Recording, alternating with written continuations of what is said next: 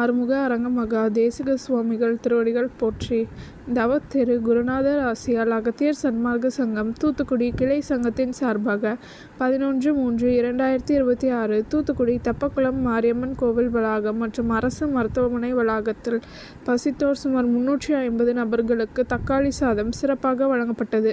வழங்கியவர்கள் திரு வள்ளிநாயகம் திருச்சி மற்றும் திரு கணேசன் மற்றும் Toyota service head திரு கணேஷ் மற்றும் லேட் திருமதி திலகவதி மற்றும் கணேஷ் டீ ஸ்டால் ஓனர் திரு சாந்தகுமார் மற்றும் பிபிஎஸ் காய்கறி கடை அதிபர் திரு ராஜன்.